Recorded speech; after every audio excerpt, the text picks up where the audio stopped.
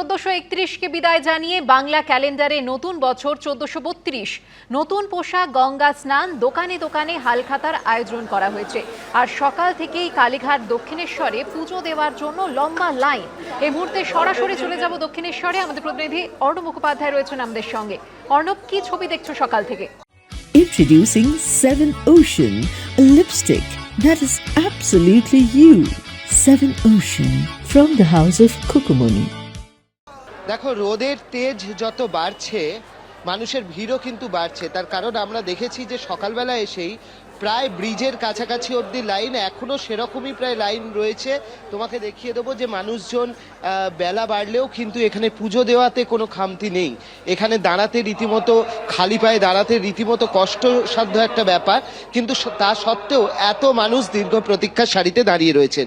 দুটো কারণ, একটা হচ্ছে যে ভবতারিণীর মন্দির এবং তারা প্রার্থনা জানাচ্ছেন যাতে সারা বছর তাদের ভালো কাটে, তার কারণ আজকে বাংলার নববর্ষ।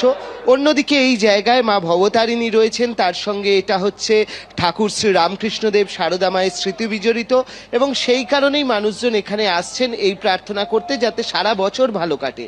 তার পাশাপাশি তারা আর কি কারণে আসছেন, যে হালখাতা করতে আসছেন।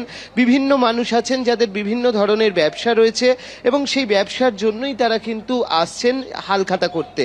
আমরা কথা বলে নেওয়ার চেষ্টা করব এরকম যারা পুজো দিতে এসছেন তাদের সঙ্গে। কোথা থেকে আসছেন আপনি পুজো দিতে? এটা কি প্রত্যেক বছরই আসেন নাকি? মোটামুটি আমরা বছরের প্রায় বেশিরভাগ টাইমে আসি। কি প্রার্থনা জানাচ্ছেন আজকে এই পয়লা বৈশাখের? মাকে জানাচ্ছি মায়ের যেন নতুন বছরটা শুভ হয়, আমাদেরও যেন হয় তার সাথে।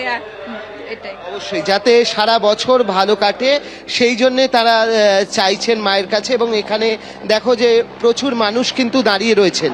অন্যদিকে আমরা যেটা দেখতে পাচ্ছি যে যারা খাতা নিয়ে আসছেন তাদের সেই ব্যবসার খাতা, আর একজনকে আমরা পেয়ে গেছি যিনি এরকম খাতা নিয়ে এসছেন। কি হালখাতা করতে এসছেন? হ্যাঁ, হালখাতা করতে এসেছি। হ্যাঁ।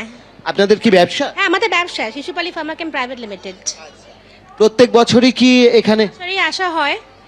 ঠিক আছে, এই জন্য মানে ব্যবসায় যাতে লাভ হয় মায়ের কাছে প্রার্থনা, যাতে ওনার ব্লেসিংসটা পাই আমরা, গাইডেন্সটা পাই আমরা, এই জন্য। অবশ্যই মায়ের যাতে আশীর্বাদ পাওয়া যায় ভবতারিণী মায়ের, এবং সেই কারণেই তারা হালখাতা করতে এসছেন। এবং এখানে একটি শিলমোহর মতো রয়েছে যেটি এই খাতার উপরে কিন্তু দিয়ে দেওয়া হবে, মায়ের পায়ে থেকে আলতা নিয়ে সেটা নিয়ে এখানে দিয়ে দেওয়া হবে, এবং সেই খাতাটা তারা নেওয়ার জন্য এখানে দাঁড়িয়ে রয়েছেন। দেখো যে প্রচুর মানুষ রয়েছেন। তোমাকে একটা জিনিস দেখিয়ে দিই, যে এই যে সাদা রংটা দেখছো, এই সাদা রংটা এমনভাবেই করা রয়েছে যাতে এর ওপর দাঁড়ালে অন্তত পায়ে কিছুটা হলেও স্বস্তি থাকে। তার কারণ বাদবাকি অঞ্চল এই প্রখর রোদ্দুরে যেরকম তেতে উঠেছে তাতে দাঁড়িয়ে থাকাই প্রায় দুঃসাধ্য, কিন্তু এই লাইনটা করা হয়েছে এই সাদা রংটার ওপর দিয়ে, সেখানে মানুষজন দাঁড়িয়ে রয়েছেন এবং ভোরবেলা থেকে। এবং সবাই আজকে রীতিমতো বাঙালি পোশাকেরও কিন্তু আমরা দেখতে পাচ্ছি বেশিরভাগ মানুষ যারা মহিলারা রয়েছেন তারা কাপড় পরে এসছেন, এখানে চোস্তা পাঞ্জাবি পরে এসছেন ছেলেরা।